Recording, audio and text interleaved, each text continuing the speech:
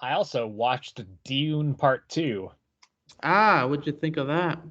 Okay, hot take alert here. I didn't love it. Oh. Granted, I want to just preface this by saying, first of all, I think it's very well made. I know that, first of all, I don't even know if I don't like it or not. Because I saw this at 10:30 at night, and I was very tired, and it's almost 3 hours long. So after like the first hour, I was kind of checked out, and I didn't really like. I didn't fall asleep, but I was kind of like, what is going on? And also, it's very well made. Like I recognize that the production design in particular is just like incredible.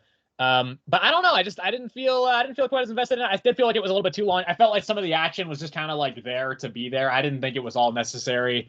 And Austin Butler's performance, I think, is kind of strange. Not to say he did a bad job. It's just it's so over the top, and that was clearly intentional. But he's so over the top that I find it a little bit distracting. But I mean, like it's well made. It absolutely is well made. And like performances, I think are generally pretty good. I liked Javier Bardem in it a lot. I liked Stellan Skarsgård in it. He's not in it much, but I liked him a lot when he was in it. So like it's very well made. I just was tired. I'm sure if I watched it again, I would probably like it more.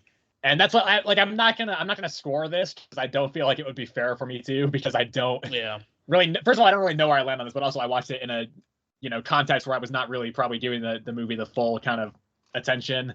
But I think as of just this first viewing, I think I preferred the first Dune, not the '80s one, but like the one from 2021. I found it more immersive for me, I think. But let me tell you, there's a lot of knife fights, and that's something that nobody can take away from this movie. So if you like knife fights, then this movie is for you.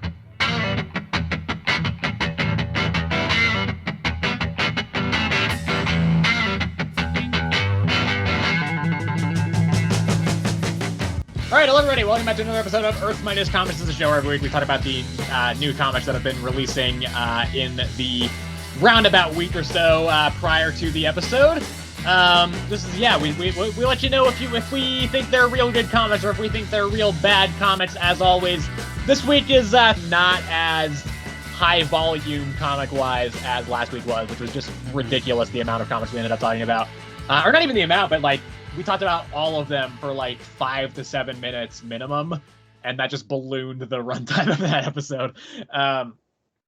Anyway, though, things we do have that we're talking about this week, stuff like Avengers Twilight, new issue of Duke, new issues of The Flash, a bunch of other stuff as well. But we are going to start with the Immortal Thor #7 here, written by Al Ewing, and the artist is Martin Kokolo. This has been the same creative team the entire run so far, which is very cool to see. I'm always happy to see that. So this is the last time this issue pops up. It was my pick of the week that week. I gave it a 10 out of 10. It was my pick of January as a month, and it may still be my favorite comic of the year. We'll see. There's another one this week that kind of rivals that for me.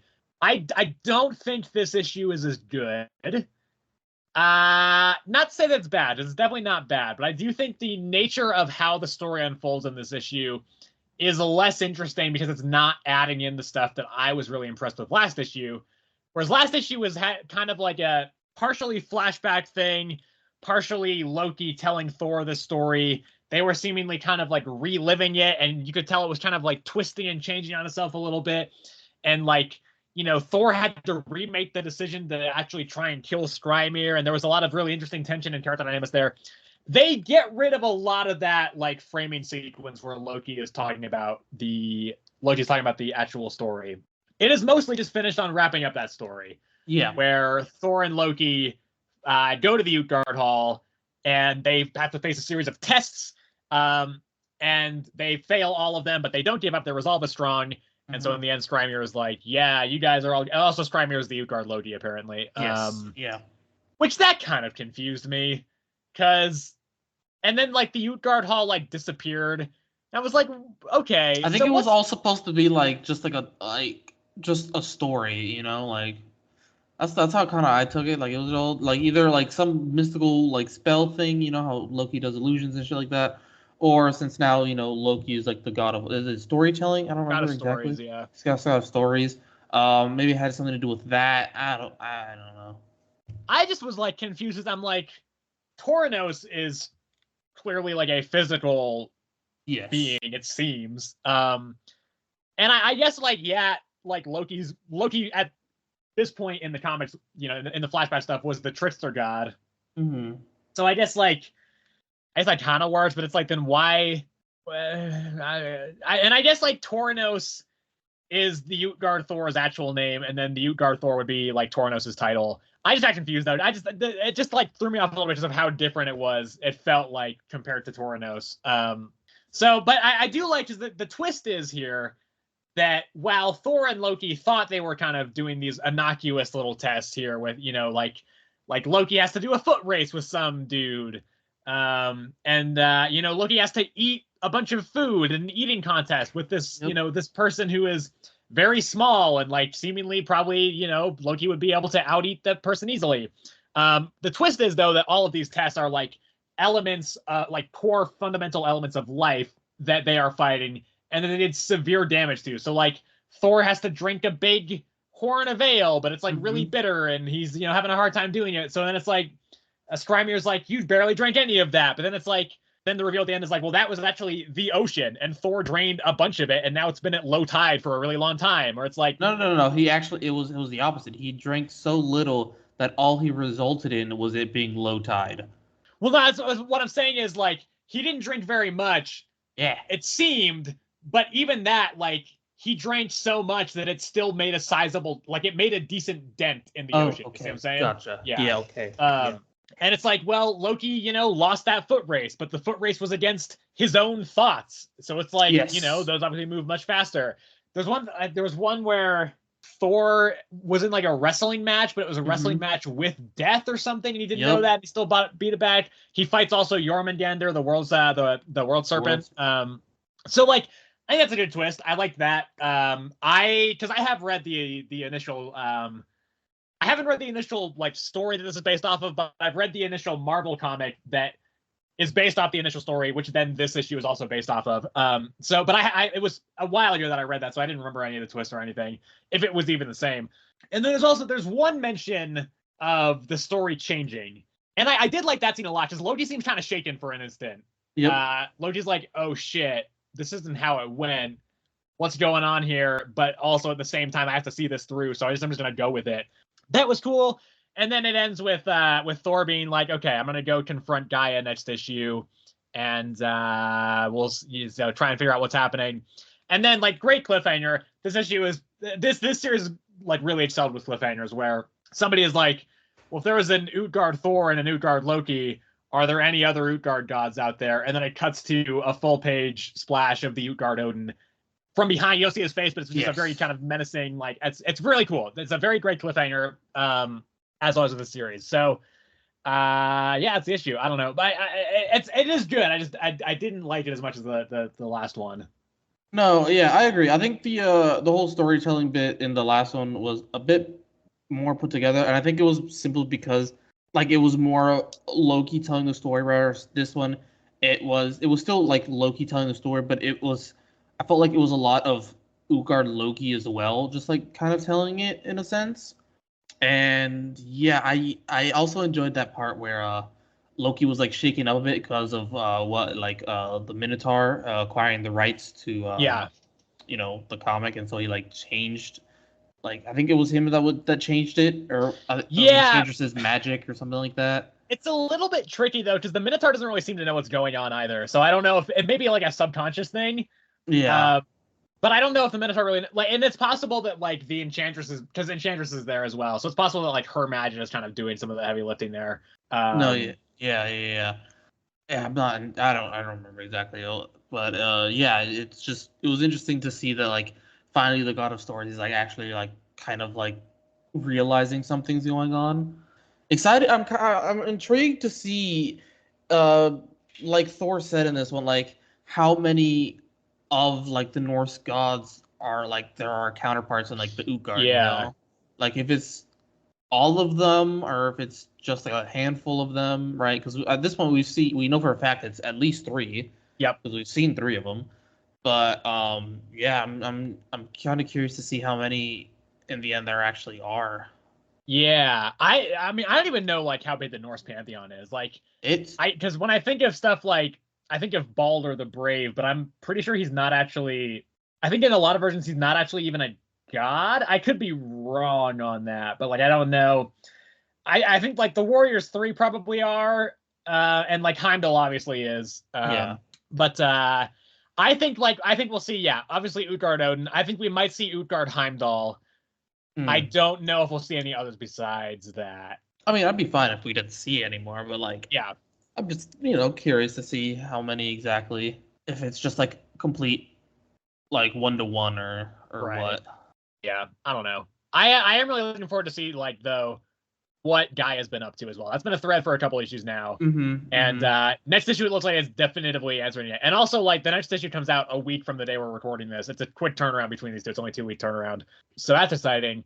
But yeah, like again, it is still good, but this to me goes back to like the quality of the first 5 issues where I was like, I'm liking this, but it's not blowing me away in the way that I was expecting or hoping this to. Yeah.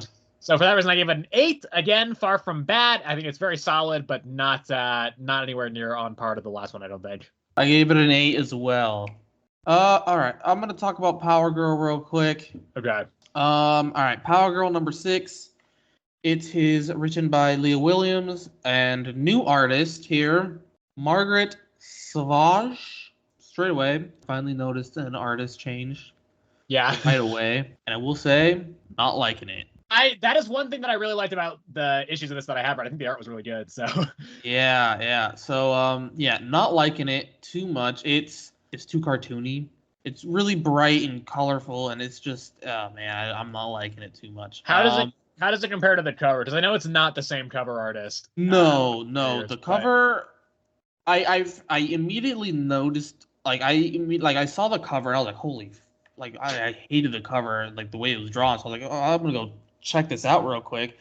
And I noticed that the artist was different, and I went in and also immediately noticed the art was vastly different. But besides that, story wise, also not liking it too much right now. It's basically Power Girl and Supergirl are essentially chasing down like this drug that transports people to another world or dimension. Kind of unclear. I think it's a dimension. It's like an alternate dimension, but it's like this like night world type bit thing. would you I don't call know. it medieval mayhem? It is kind of medieval, yeah, yeah. Because that's the big font on the cover of issue number 7 is medieval mayhem. Yeah, it is medieval. That's the word I was looking for. Not knight, but it's medieval is the word I was looking for. And it starts off with just them kind of tracking down who's selling the drugs.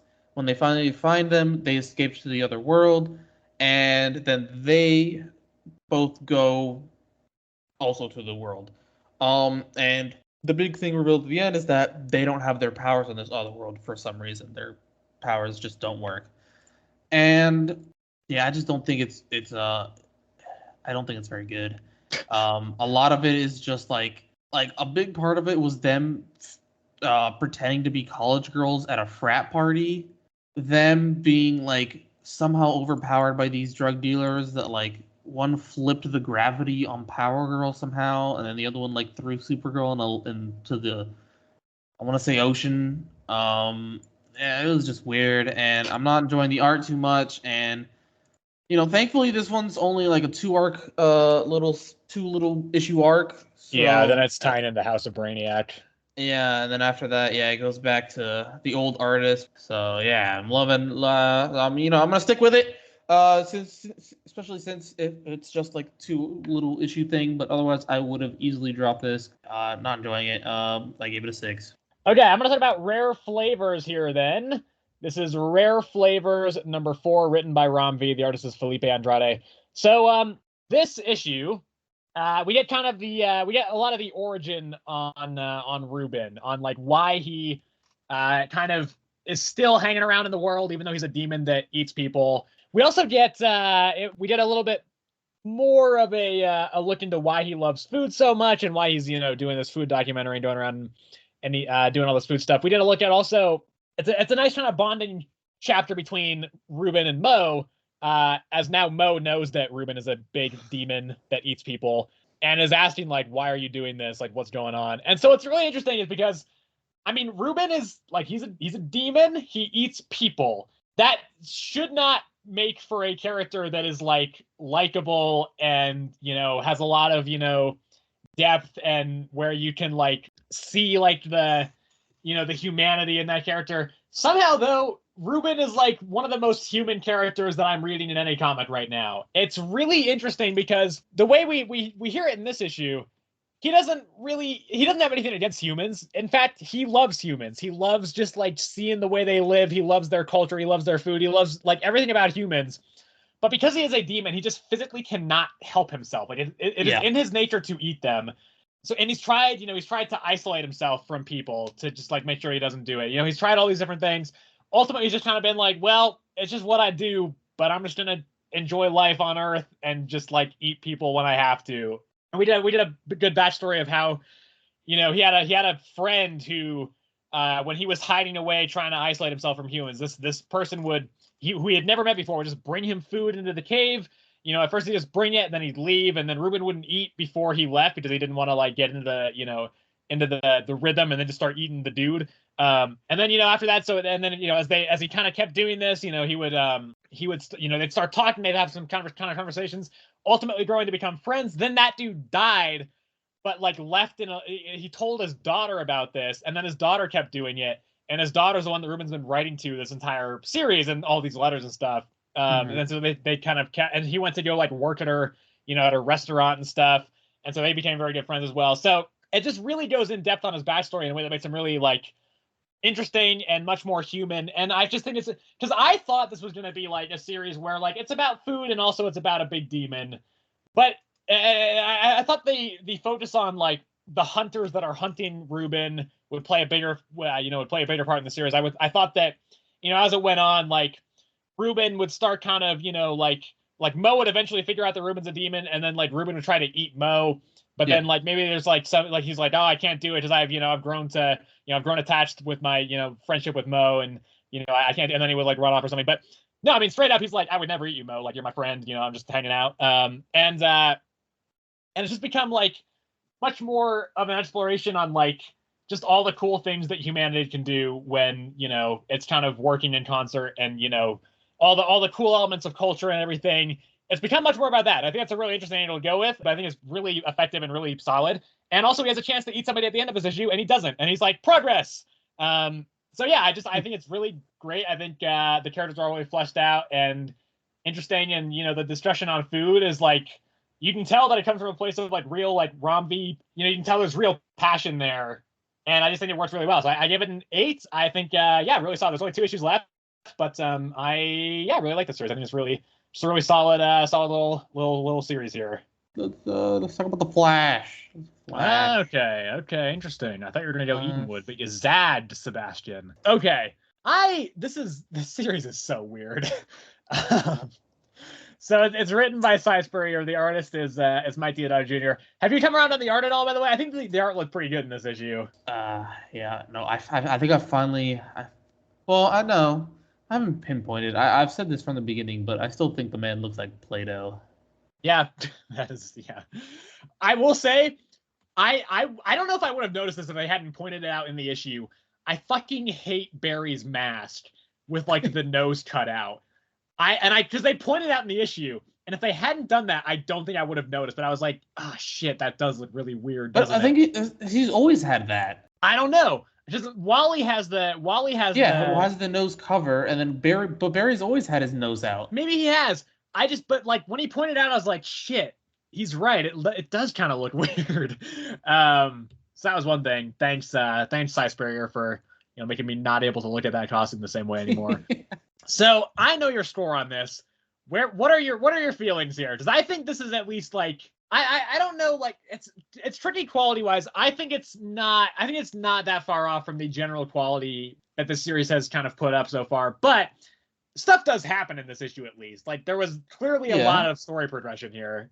I mean, it's the end of the first arc. I'd hope there was story progression. Yeah. But yeah, I mean, all right. Let me get this out of my chest. It's for me. It's still most of the art. Still just don't like it. I'm glad the next arc they're changing artists. Hopefully it's better. Or not better, but hopefully I like the art more in that one, so I can actually enjoy one of these. Because I think I've only enjoyed one of these, and that was kind of like the random one-off with Wally's son Theo. Theo, is that his name? Theo? His name is Jai. Jai? Yeah, I don't know where I got Theo from. I'm gonna be honest. That's so far off. Yeah, I still didn't like the story on this one. I think it's just so confusing still. I have no idea what's going on, and this is the end of the first arc. Like, why was Barry here? Is it because Wally wasn't fast enough? Barry's all of a sudden faster than Wally as well. Yeah, didn't they say it's because like Wally is like he's like got so Is many it- things in his life that are kind of like weighing on him and it's slowing him down or something? Okay, I thought it was because of his like weird new powers. That, like, I he don't could, think like, so. shift. What's the powers? Like shift through. Sidestep is what he keeps saying. Yeah. Okay. Yeah. He explained it again in this one. I Yeah. still didn't catch on. Yeah, and then it was what is it? The stillness, right? That's what their name. Stillness, yeah, but I don't think those are the. I don't think are they even in this issue? No, there's one in this issue. I think there's only one in this issue. No, there was. Wait, like, hang- shit, no, sorry, you're right. You're right. Yeah. There's the stillness, which are the guys with all the dots in them. It's the Yeah. uncoiled I'm thinking of. Oh, yeah. okay. No, yeah. The uncoiled is the weird spiky guy. There's too many fucking Telling you, like man, new it's- concepts and just like It's so fucking confusing. yeah. Like at first I thought we were gonna focus on this which I mean it's not wrong. We are kind of focusing on this like weird other realm, that Wally visits. That I think we've been calling it Eden, if I remember correctly. I don't know if I've been calling it anything, so that's news to me. Well, I swear in this one, like when Linda They see it when- briefly, yeah. Yeah, when Linda sees it, I swear, like they said, like the word Eden in there, like she sees a glimpse of Eden and stuff like that. So I'm just gonna calling it Eden. Yeah, and then I thought we were gonna like mostly focus on that and getting that one person that got stuck over there back. Oh right, Max Mercury, is that his name? I don't remember. That was I felt like ages ago. I'm gonna go back and look. Yeah, you do that. And then I was right, it was Max Mercury. Hey, look at your memory. Look at that. I don't know, man. I just feel like we bounced around a lot here in this issue specifically, right? I did, yeah. It was Barry in one spot, and then we Barry and Wally in one spot. Then we'd go to somewhere else, and it'd be the uncoiled, and then the stillness gave Barry, I believe, like stabby pokey thing, and killed the uncoiled. And then from there, I think we went to the school. Yep, where everybody's frozen. Uh-huh. And then it was also with Wally, like kind of like handling his family a bit, like with Linda and Jai And Theo, yeah. and Theo, yeah. Like Theo going to Barry, his Uncle Barry, rather than his dad. Yeah. But Also, even- Jai being the only person who is not frozen because he has weird Speed Force powers as well that are very vague. Yeah. Very vague. Oh man, it was a lot, and And Barry stabbed that. You forgot that Barry stabbed Wally because he was possessed or something. Oh, that was the very end. Yeah. Oh my, that's how it ended. That was the whole Yeah. cliffhanger. Yeah. Because the entire issue, they're kind of like they're kind of like snippy back and forth at each other. It's mostly Barry's kind of sniping at Wally a little bit, being like, "Why didn't you like call? Why aren't you visiting, Wally?" Yeah. And then he gets like his speech bubbles turn blue, and then he's like, you are a cancer on the Speed Force. You are causing the entire world and the timelines to rot, Wally. And then he just stabs him. It's like, and then he's like, oh shit, where'd you go, Wally? Yeah. With the pokey thing that he killed the uncoiled with. Yep. Yeah, and then he gets unpossessed, and he's like, oh, Wally, where are we? And Wally's gone. Yeah, to me, this kind of felt like that this series needed to be at this specific point at the end of the first arc, but because there was there wasn't a lot of like it was a lot of like high concept stuff in the first 5 issues and lots of conversations and lots of kind of philosophical musings and stuff. And so this issue kind of felt like it's like, oh shit, we need to get to this point by the end of this issue to wrap up the first arc. We just need to cram everything in there. And so it did feel like, yeah, kind of rushed, disjointed, like bouncing all over the place. Reading through it, it was not a read that irritated me at all, because I was just like, again, it's like I I think conceptually, this series is still very interesting. Also, like, this issue is moving so fast, and there was so much weird shit going on. I was just like, what is happening? So I didn't get like, this is not an issue where I was like, oh god, I didn't like that one very much. But yeah, it was weird. Like, this whole series has been weird. But again, I think it's interesting. So, you know, yeah, I didn't hate this. I'm still definitely planning on keeping going with this one. I still think, just like conceptually, I don't think there's many books that are more interesting than this one. This is probably the most interesting book I read every month. So yeah, I went back and forth between a 6 and a 7 for this one. I'm gonna give it a 6, I think. But again, still very interested to see where it's going. I mean, it's okay. I mean, it is interesting in the sense that, like, I have no idea what the fuck's going on still at this point, and we can, like, I don't know, we don't even guesstimate. We're just like, this happened, and, like, we don't know what it means, but Yep. it's a thing, you know? So I can't tell if this series is just like needlessly confusing and kind of pretentious and like just throwing all this confusing shit and like purposefully obtuse, or if I'm just too stupid to understand it. I'm not sure where this series falls. Honestly, like, I don't know if I'm just like not picking up what they're writing down, or like, because I swear sometimes I'm reading this, like, especially this one specifically. I was reading it and I was just so lost. I was like, when the fuck? Okay, this is Barry, and like this one's Wally, I think. And yeah, you can tell because he has the nose over his nose. People, like, even half the time, I swear, I was having trouble trying to figure out who the fuck was who. I would have had that same problem again if that guy had not pointed it out. Because then every time they were together, I was like, okay, which one has the nose? Which one has the cutout? Yeah. But yeah, I think, you know, like you said, it's rushed. A lot of shit packed into this, like, specific one, where I feel like all the other ones were just like a lot of talking and they weren't really getting like the point across. Like, the first two was like introducing the new ones, and the three, if I remember correctly, 3 and 4 was like just a lot of like, 3 introduced like the new realm, 4 was just a lot of stuff, and then 5 was the one with Theo. Yeah, I don't know. I gave it a 5. I'm still not liking the Flash. I will move on here to let's talk about What If Venom. This is written by Jeremy Holt. The artist is Jesus Hervas. Okay, I don't really know. I don't know why this exists. I think is ultimately where I'm at.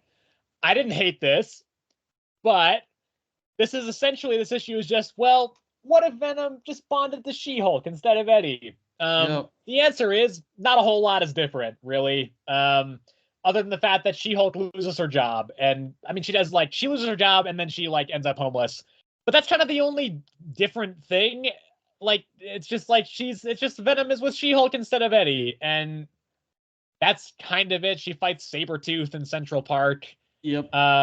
The part of this issue that I liked the most was the part that wasn't even focusing on Venom. It was when it just becomes a Wolverine issue for about the last quarter of the issue. Venom does not show up, neither does She-Hulk. To be fair, right before that, I think there's a pretty cool interaction where she meets Jake Lockley, who's like, "Hey, I know what it's like to have someone else's voice banging around in your head. Come with me, I can show you where Moon Knight is." And it also, like, because Moon Knight's not been dead that long in 616, only like 2.5 months or so. But just seeing him, I was like, man, it's good to see him again. I didn't even realize that I missed Moon Knight, original Moon Knight until now, because I like what the Moon Knight series has been doing right now. But seeing Jake, I was like, it's good to see you, Jake. It's I've missed you. But then it just turns into like Wolverine just goes to some place and then he's like, where's Sabretooth? And that's when the issue ends. I think that's the most interesting part of the issue. And now this is also confusing to me because I assumed this was going to be a series of one-offs where it was what if Venom had bonded to each of these 5 different heroes. Yep. But it's not that. It's a continuation. It's a continuous story, which now makes me think, how the fuck are they going to like hand wave and manufacture scenarios for the symbiote to jump between hosts 4 different times after bonding to Jen, 1 in each issue over the span of 5 issues? how the fuck are they gonna do that and not make it seem incredibly like transparent that it's just a weird, just like bouncing? It doesn't feel like it's gonna. It doesn't feel like it's gonna be able to make this be anything in any of the issues. It's just gonna bounce between hosts, and it's not gonna get much time with either of them. Any of them. It's not gonna be that, or it's just not gonna bond to any of the rest of them and just stay with She-Hulk. But then and then it's like, well, why is this cover the way that it is then? Yep. So I don't know. This was kind of a strange one. I didn't hate it, but yeah, kind of a just weird, like, why does this exist concept, I think. I mean, that's kind of like a lot of the what ifs. It's like, why exactly did we think of this? Yeah, but this in particular, this one is not. I think this one is too generic to be interesting. Is my point, I think, with that. Yeah. But I mean, the story was definitely weird. It's like, I don't really know how to like really explain that. Like, it's because like it was a lot of like, all right, at first I thought it was gonna be like, Jen doesn't realize that she still has Venom, and he just goes out at night when she's supposed to be sleeping and like does his thing, which like I think happened like once, and then she realized maybe twice, yeah.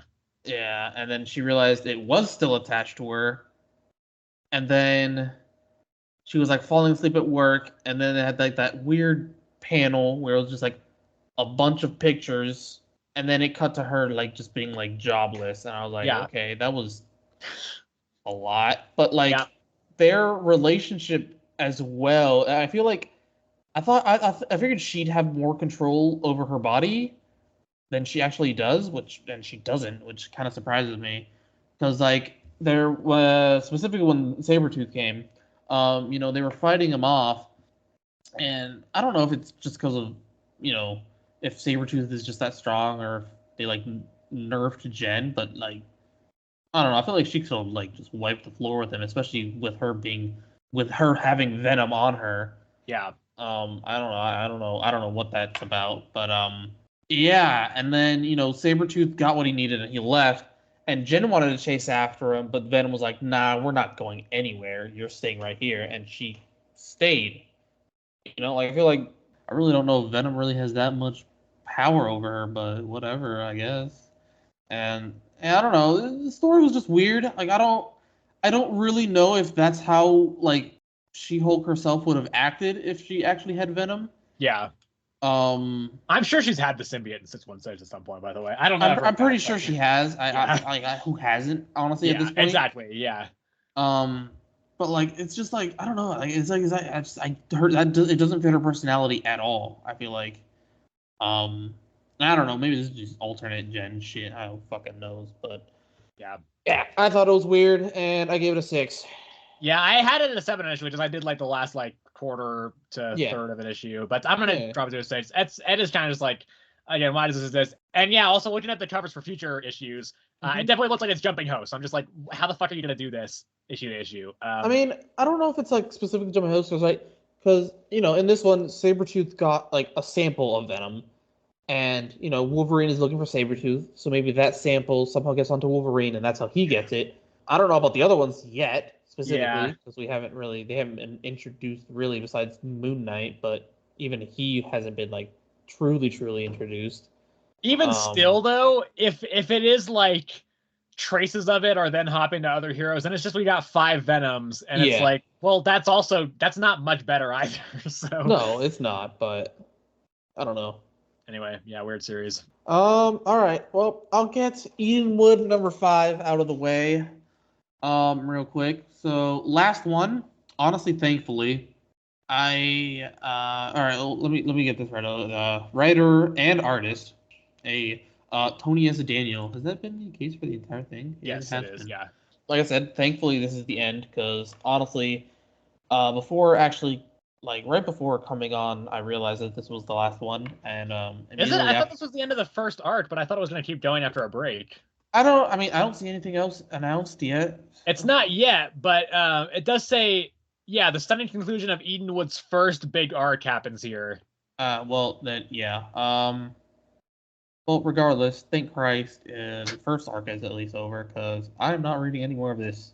Oh, really? You're dropping it? Okay. Yeah, I'm done with this. Okay. I don't like what they're going for afterwards. The way it ends, I don't like it at all. But let's just say this one, Rion, he truly gets the armor bestowed upon him, right? So we learned in the last one that it was not truly passed down to him, as it wasn't passed down to Bastille. So, Rion wasn't the true owner of the armor. But in this one, we learned that we saw that he did become the true owner of the armor, and that it should actually give him even more power, as it like the power from the previous owner gets passed on, but then also develops an entirely new power for the new owner. God, that can get so OP so fast. Yeah, so I mean, he doesn't know how to use it yet because it's like brand new to him, so he doesn't know really how to control any of it. So yeah, there's that, and then he has a small scuffle with like the demon that he's been chasing the entire time, and he goes at the witches, and he basically saying like, I'm sorry that I haven't been here, and she's like, it's fine, I know you had your stuff to figure out, and he's like, all right, I'm gonna go to Edenwood, kill this dude finally, and save Adelaide, which was what Bastille was trying to do. And then like a bunch of other like demon killer people were there, like the new like younglings essentially. They just kept popping up out of like the woodworks and being like, I also want to go to Edenwood. They killed my family. I don't like where this is going. Like Rion was just like, all right, all of you can all come with me. Just know you're gonna die. And I'm just like, okay, like why? I don't care about all these random ass like people, like secondary characters. Like, why are we introducing this ginormous team when, like, realistically, it's just gonna be so many characters to focus on, and it's just gonna get all convoluted. Like, I'm not gonna give a crap about any of these people. And yeah, so I mean, I kind of after finishing this one, I understood what they were trying to do storytelling wise by doing the past and the future stuff. As confusing as it was, it did make a lot of more like it all kind of wrapped up with this one. Like it all made sense at the end.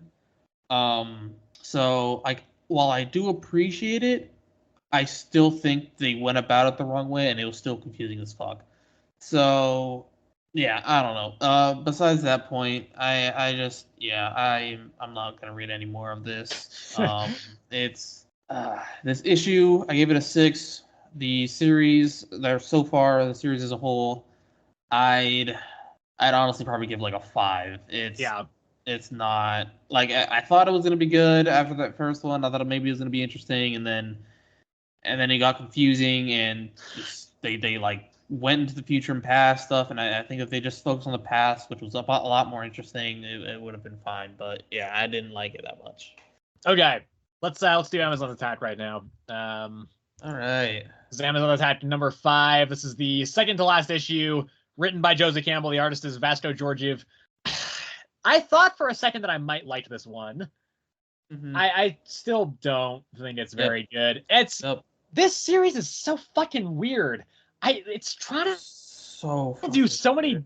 It's trying to do so many things, and none of them are really related to each other. It's trying to deal with the fallout of Wonder Woman, where all the Amazons are being deported.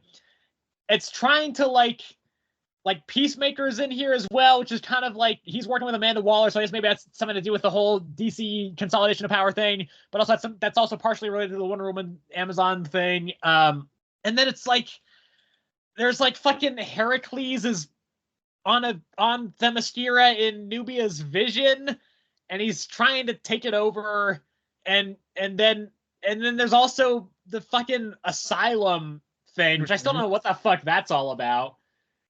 And then there's still like the Apples of Discord, which seemingly have just been forgotten about. Like they mention it once in this issue, but it doesn't seem like it's contributing at all. But then it's like, why mention it still? And then they were like, I know who the Amazon that's the traitor is. I was like, What? Has that been established? Do we know there was an Amazonian traitor? Like, I don't remember that at all. So it's just like there's so much shit happening in this, and some of it is interesting. I feel like there's a scene here where it's kind of a fun scene where Nubia and Hoppy and Faruka are kind of in a fight with Peacemaker, and Hoppy is like teleporting them multiple times, but Peacemaker is still kind of managing to stay with them. Yep. And then it ends with a scene where they land in Santa Fe, I think it was. Yeah. And a kid gets like freaked out, picks up Peacemaker's gun and shoots Nubia, trying to like protect his sister. And I was like, damn, that's kind of an interesting, that's an interesting moment there. But then I got into the whole like weird Themyscira mystical vision prophecy shit. And then Faruka's a traitor, maybe, or she's possessed. I think it's weird. I think it's got to do with the Apple of Discord thing, right? Kind of like how Wonder Girl and both Wonder Girls actually. Yeah, Cassie and Yara. Yeah, they were also possessed because they captured Mary. Yeah, and they just fucking body slam her into the ground from the fucking sky. They don't explain how the hell.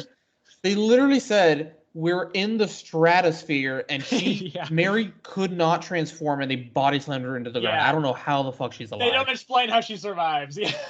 At all. She should be. She's just on Themyscira at the end. Yeah, it's so bizarre. It's not even Themyscira. Is it Themyscira or is it Asylum? I think so.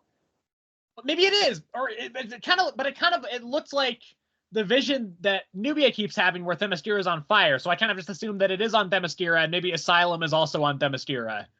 Because I thought this wasn't Themyscira because like on that building in the back, it's like spray painted on there Themyscira. So I was like, okay, there's no shot that that's Themyscira. There's no way they're gonna like do. But maybe with the way they're acting, maybe it is. Like I thought Asylum was like this fake Themyscira, Maybe it is. I don't know. Maybe that's like Heracles' answer to Themyscira or something. And he fucking hypnotized or possessed Faruka or something.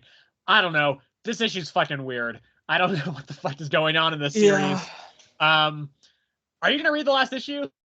I mean, I feel like I might as well at this point. I don't know. Like, I feel like I don't know. A lot of this really, I thought, like, I know we read this one because we thought it was gonna have to like a big time like Wonder Woman and stuff, and I feel like clearly is not. By the way, if we had not picked this up, it would have just been better for us, honestly. It would have. It's not making sense. This series sense. is rotten to the core, as the cover to issue number 4 says. Oh God. Okay. This series is beware the golden apple of discord. This issue is Peacemaker Strikes. I don't. Yeah. Oh God, why does the cover for the next one say the traitor revealed? I thought we already knew the traitor. We do, but they have to put that on there to try and boost sales for the last issue. Even though, I guess it's for like people who have already been reading some of it and they're like, oh, there's a traitor. Like we were going to drop off, but there's a traitor and we have to know. But it's like, I don't know. Okay, man. So it's marketing, So is the traitor not Faruka? I don't know. That was also weird because it's like Nubia was like, I know, like Nubia and Faruka have a conversation. Yeah. And Nubia is like, and at the end of the conversation, Nubia is like, essentially the conversation, Faruka's like, I don't hate all your views. I just don't understand them. Yeah. And Nubia says something else, and then she's like, now I know who. She's like, I know who the traitor is. And then Faruka's like, yeah, I do too. And then then Faruka like knocks Nubia out. So I couldn't tell if Faruka was the traitor or not, because the last page makes it seem like she is. She's like, but she also's got the golden eyes. Okay, see, I didn't know that. I noticed that. The other thing is, I guess that the way you could make it seem like she is that Nubia knows that Faruka does hate her views and would never say that she doesn't hate them, but just doesn't understand them. So she's like, oh, okay, that's a clear giveaway. You're the traitor. Granted, though, I don't remember what Faruka's views are, because these characters, there's so much weird shit going on that I just like, that is the stuff that's been occupying my mind, and not the, philosophies of the main characters, which I know fucking nothing about right now. So, anyway, very strange. God, I don't know. I have it at a 6, but I don't know if I should give 5 or 6. I don't know. It's weird. Like, okay, so this is kind of like the same gripe not the same gripe, but it's like on equal par with the Flash, right? Like where it's confusing. I was wondering But if you were it's gonna bring instead of it just being confusing based off like like because it's a lot of like new stuff with the Flash and all that stuff. This one just has too many plot points that it like is trying to follow all at once, and it like right because like there's the whole Doc Savina thing, and then there was the Apples of Discord, and then like it started with the Amazons not being welcome. Amazons that like the Wonder Woman whole thing, Yeah. and then it's just I swear like each issue is just adding something new. It's like now it's all of a sudden like an Amazon trader that like I don't. Yeah, I'm sure they've mentioned that previously. Like, I don't it would remember that be, at all. I don't either, but it would be fucking baffling if the first time they reveal in this series to the audience that there is a traitor is just Nubia casually being like, "Yeah, I know who the traitor is now. You know that traitor that we've been talking about? What the But we've fuck? never What the actually mentioned fuck? it on panel. No, I know who the traitor." That would be an insane fucking writing choice. I'm not a huge fan of Joseph Campbell's writing, but I think she is a better writer than that. Like, I'm sure she's mentioned it before. Yeah, I'm just it's too much all at once, and yeah, I gave it a 6. I mean, I did like the action sequence between Nubia Faruka and Peacemaker. Yeah. I thought it was entertaining, and I like the whole like gripe Nubia had with her being shot by the little boy. Yeah. How he was so afraid of her, and all he wanted to do was just protect his sister because they thought they were gonna hurt her and stuff Right. like that. I thought that was like a good image, and yeah. So but besides that, that's like really the only thing, and so I gave it a 6. I'll keep it at a 6, but it's fucking wild issue. It's just very bizarre. Very, very bizarre. Yeah. Let's finish off Beast World here finally. Okay. That would be Green Arrow number 9. Despite what Sebastian introduced it as, this is not like an official Beast World issue. It's just it's listed on League of Comic Geeks as the epilogue, but like really, I don't think it has that much to do with Beast World. It really does Waller not. stuff. Yeah. This is kind of it's a pretty easy issue to talk about. First of all, I think it's very good. It's written by Joshua Williamson. The artist is Sean Izaakse. I think I like this issue more than the last issue. This essentially it's broken up into two kind of halves. The first half is Oliver breaking into the former Hall of Justice, now the Hall of Order, because he's trying to figure out like what's going on with Roy, because Roy is working with Waller. And then the second half is after Oliver gets beat up by a big robot, who I don't know the name of, and I don't see a character. Bright. Is it Bright?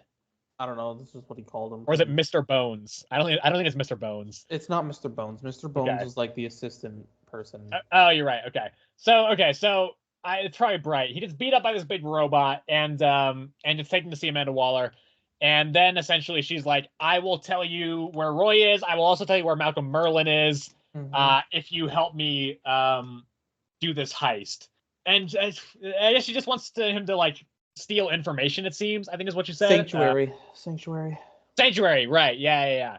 Which I don't know what that is. I mean, I assume Sanctuary is the mask that they showed when she literally said Sanctuary. Yes, presumably, yes, but I don't know anything about Sanctuary. Damn. Okay, I was gonna ask you for info on Sanctuary. Yeah, my DC knowledge is not as strong as my Marvel knowledge. Gotcha. I swear I've seen that mask before. That mask to me kind of looked like the Annihilation mask from X-Men Red, which it definitely is not. Which I definitely know what that is because I've read X-Men Red. You did not read the part of that series where the mask pops up. You should read X-Men Red though. X-Men Red is great. Well, I'll catch up to that spot eventually. You will not, because you know how I know that? Because that Krakoa ends in June, and then the new stuff starts in July, and we'll both be hopping on there. But anyway, that's kind of the entire issue. Is just the little break-in, and then the conversation. That being said, like I really liked it. I think the dialogue is really tightly written. I like the angle of Ollie kind of trying to work with Waller to kind of get some more information on Roy. I guess the thing actually we did learn a little bit more about her motivations in this issue. I think. Yes, that is one thing. Yes. Yeah, where when she was trapped on Earth 3, she kind of saw like the world where just superhumans just are running amok. They don't have any control over their powers. They're just like going wild. And she's like, I don't want that to happen to this world, so I'm just gonna like make sure we get a lock on all these superheroes so that nothing like that can happen. So Earth 3 is the Earth where the Justice League become like that weird. Yes. Are they is in it- Justice, or am I imagining that? Oh God, I don't know what they call themselves, but it's like it's instead of Superman, it's Ultraman. Yeah, but it's like there's like exactly Ultraman, yeah. Not Wonder Woman, Superwoman, stuff like that. Frankenstein, obviously. Hey, he's listed in the appearances here, so.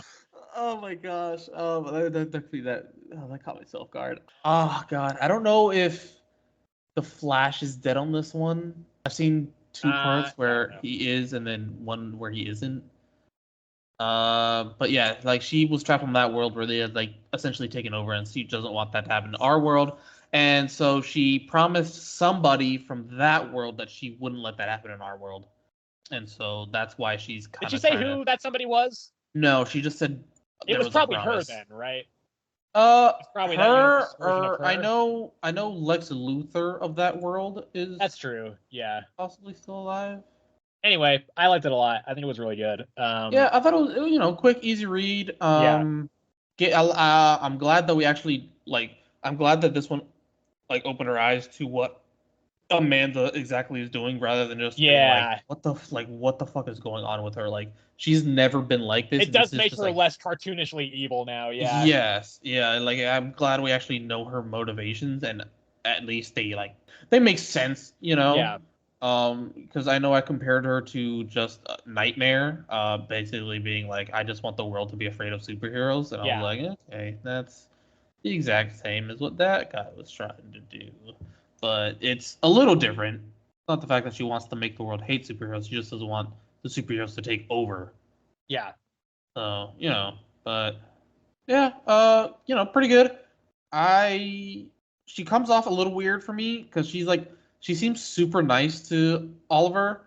And I know, I know they've had history and stuff like that before, but it was just unseemingly so compared to everybody else that she's interacted with this entire time. So I was just a bit weirded out. I was like, what the, this is weird. She's being uncharacteristically nice. Yeah.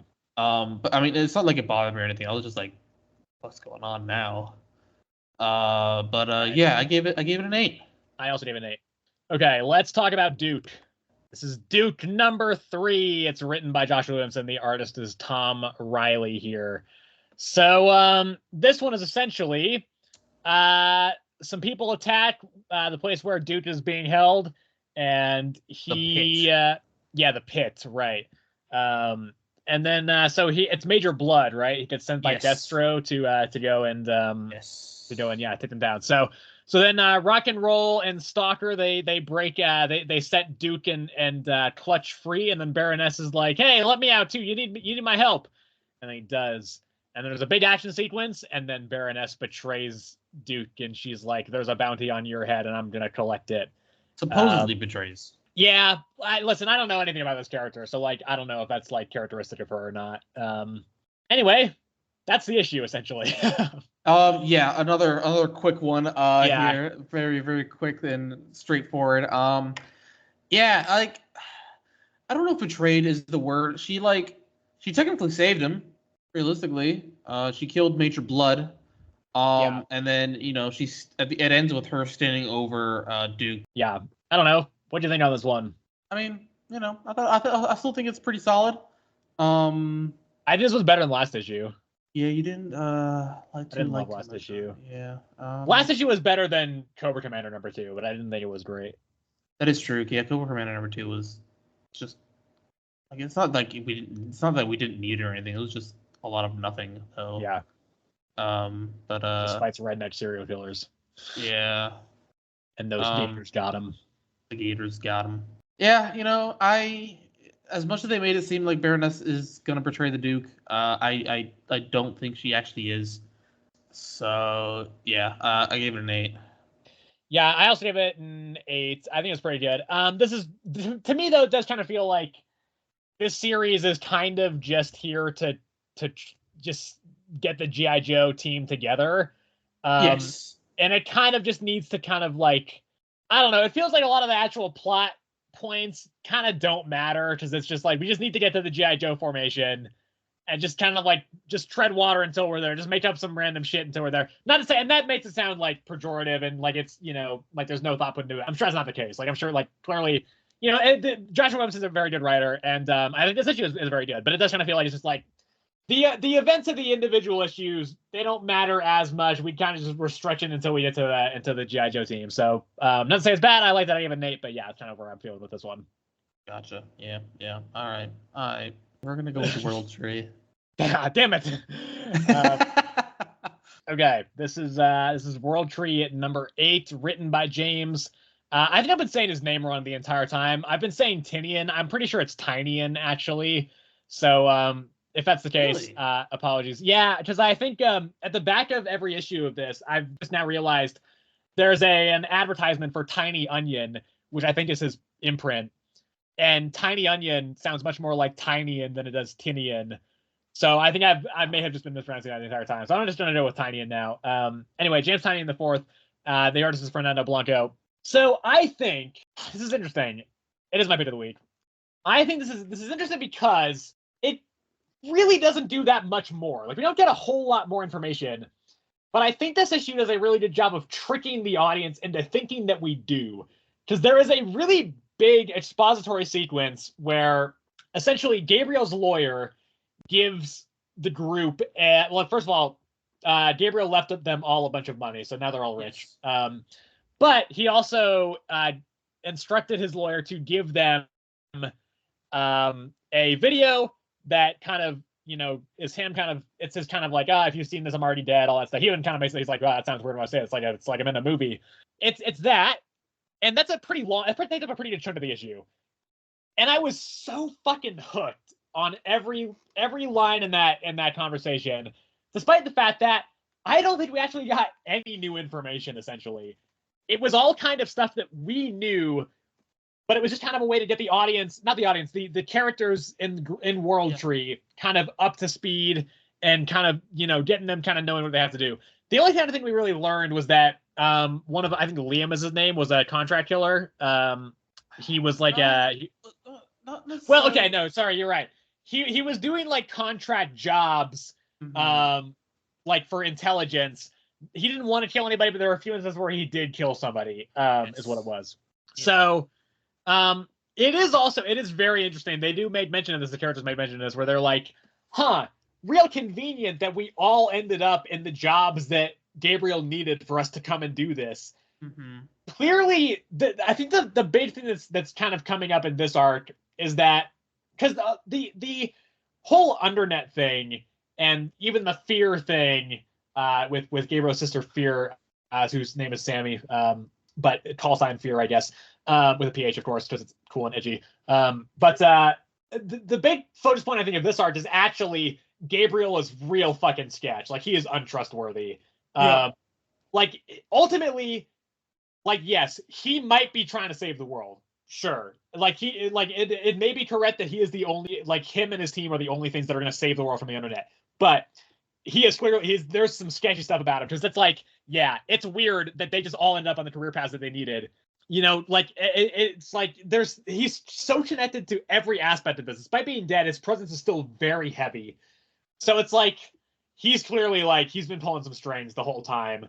What is the full extent of his involvement in this? So, but I do think, like, this is the issue where I was like, okay, World Tree's back on top, and also, I now am not lost in this series anymore. I feel like I finally have a handle again on where we are, which I really appreciated. And I think that expository sequence with the video from Gabriel really helped with that. Because it also kind of, since that took up so much of the issue, there wasn't much room for a lot of the other side stories. Like, it was just them and Silk, and that's it in this issue. Yeah. There's none of that, like, Ellison and Fosta and Ellison's 3 sisters. Like, that whole story, like, they're not in this issue at all. So it's that's where it's getting confusing, because Silk, you know, she's chasing down mostly just Sammy, you know, Gabriel's sister, and just really trying to get to the bottom of this. The main group, they are also mostly trying to get to the bottom of this, but now that they, like, right, because if I remember correctly, they were just trying to figure out how the internet came back. Yeah. But then Gable had they're always... more focused on the Undernet as a whole, whereas Silk is going for fear. Yeah. Yeah, exactly. And so now that they like understand that like it's back and it's specifically like I don't remember if he said a person or a group of people that like brought it back. And they're like using fear and stuff, and he's like, all right, so now you guys have to go. They have to go into the Undernet to shut it down? Or they have No, to I open the think doorways? yeah, they have to close the doorways and they have to make sure they're shut for good. Yeah. And also, essentially, I think he's like, well, he's also like, there's a lot more coming at you guys, which I can't tell you about because I'm being vague and mysterious. And I think he also said, he might have said, like, you may have to actually go and, like, track these people down who opened the door again and, like, deal with them. I don't know if he said that for sure, but. And then the other thing is right at the end, Silk goes to talk to some dude who has been involved with the whole Undernet fear stuff. And then fear just like appears out of his body. So I'm not really sure how that works. But yeah, so let's say it's going to be the conversation between those two next issue. Round 2, I guess. So it seems like next issue stuff is actually going to happen again. But that being said, I have liked this series the most. I think there's been issues like this where it's been building and building. I think the build up in this series is fucking impeccable. It's essentially unmatched. It is just so compelling the way that everything is just building momentum and the threads are all coming together and all this, you know, and the mystery is fascinating here. But my least favorite issue of the series is issue number 5, which was the issue where kind of the first arc came to a head and the most stuff has happened in the series yet. So I'm hoping that that the next issue is able to deliver on that momentum in a satisfying way. I trust this writer, obviously. Like, Tinian's a great writer for sure. But I do hope that it's not a situation where I feel like the climax is underwhelming again.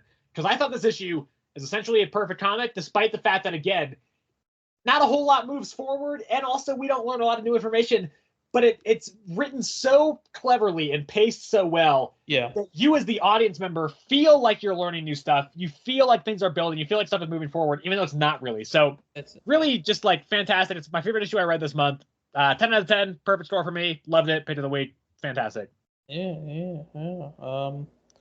Yeah, I gave it an 8. I thought it was good, but I don't know. Ultimately, I don't know. I felt an 8. I didn't think it.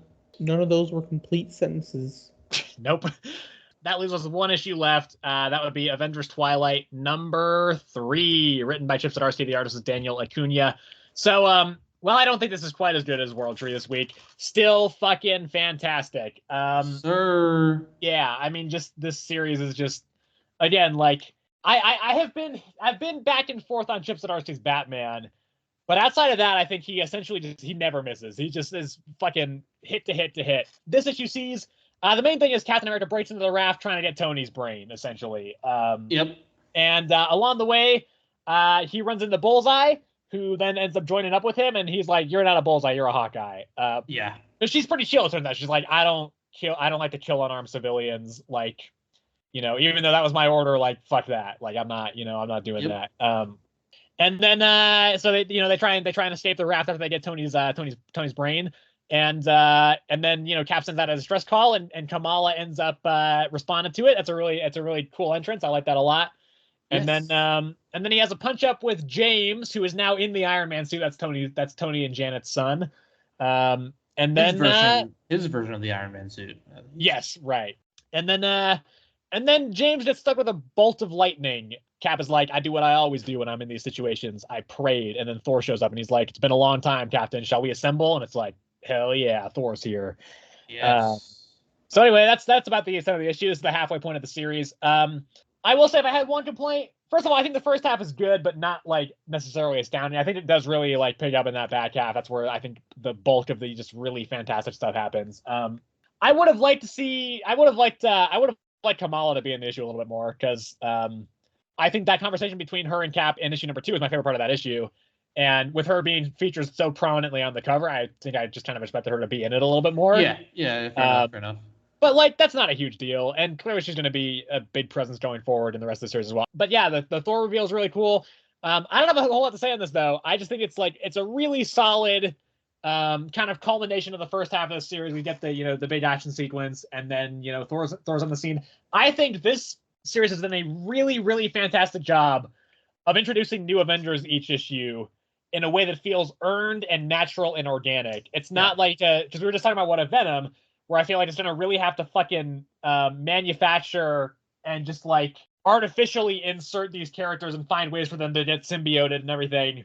In concept, this is not that much different, but the execution is just so fucking good that it feels so natural. It does not, you don't think for a second it's like, oh, every issue is adding an Avenger. Like it just flows so well. So yeah, really just fantastic example of writing. Really bummed that this is only 6 issues, but honestly, at the same time, yeah, it means that we're gonna get a really solid just beginning, middle, and end story from one of comics' best writers. So yeah. Yeah, I really enjoyed this one. I really like how Cap tends to rub off on people. Yes. Right. Right. So Bullseye.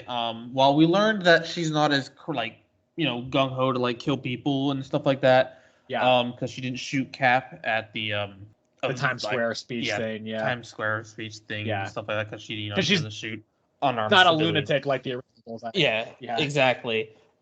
She, was still kind of annoyed when Cap was like, if you're with me, we don't kill people, period. And she was like, like, fine.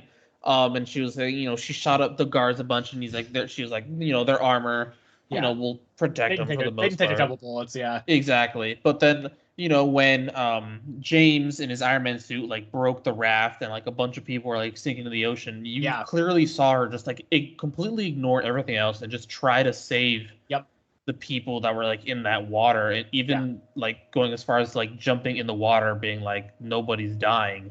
They saved, like when the Quinjet got shot down, it just felt very Cap. Like it was nice to see Cap again, do like this impossible movement of like jumping onto the crashing Quinjet, punching the glass, and ripping. Tony, is that his? No, sorry, Timmy. No, Tim. Was it Timmy? I don't know. Let's see if he's listed. I thought it was a T name, but I don't know. Okay, it's definitely not. I thought it was like Chris or something. I don't think it was Chris. Maybe I don't know. I don't know where I'm getting these names, honestly. I don't think. To be fair, I don't think it was Timmy either, but I think it was a T name. All right, we'll call him Theo again. God. He ripped Theo out of the Quinjet cockpit so he didn't die and stuff. And that's a very Captain America. Just this impossible movement that like nobody else can achieve. And then just like you said, the scene where Kamala Khan just entered as well. That was just that was amazing, super cool. She just like picked everybody out of the water. I was like, I got you. Yeah, and then the scene with Thor just standing over Cap, being like, I'm here now. We assembling. And yeah, I thought this is my pick of the week. I thought this was an amazing. Yeah, loved it it was from great. Start to finish. And I gave it a 9. Yeah, I also have it at a 9. To your point about, Cap kind of bringing out the best of people, I think that's always kind of I think that is Captain America's like legitimate superpower, is just like, no matter who it is, he has the capacity to bring out the best in literally everybody he meets. Like that's kind of his whole deal. And the other big scene that I really loved that I forgot to mention is when he gets the shield back.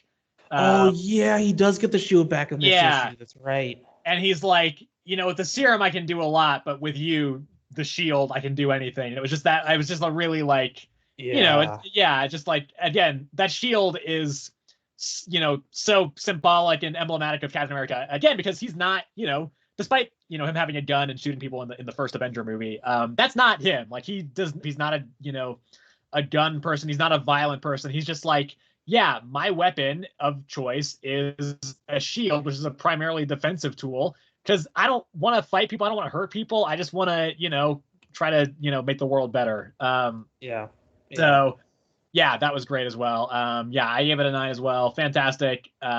This could have been my pick of the week. It was any other week. I think it would have been, but I just give it to World Tree. Just barely got the edge.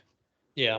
Okay, well, that would wrap up this issue here of Earth's Mightiest Comics. Next week. Pretty substantial week here. We've got new issues of Batman, which, God, I feel sad. We only had the 1 week break. I was like, God, it's nice to not have to talk about Batman this week. And then it's like, well, fuck, Batman's next week again.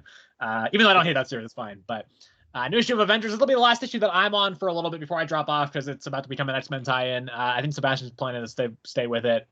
Birds of Prey. I think this series is kind of inconsistent. I go back and forth on it, but I really like the last issue, so I'm really looking forward to this issue. Blue Beetle number 7 is this week as well, which is that's cool because it's a tribute issue to Keith Giffen, who, as I understand it, Yes. who passed away sometime last year. New issue of Captain America.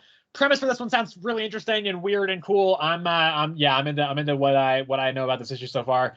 And then we've also got new issue. The kind of big things. There's two kind of big things for next week. It's Void Rivals is back. It's the return of Void Rivals, and then also Ultimate X-Men number 1, which is the start of the next X-Men book, written and drawn by Peach Momoko, who's a very unique and interesting creator. I'm really interested to see how that goes. So what are you shouting out on yours?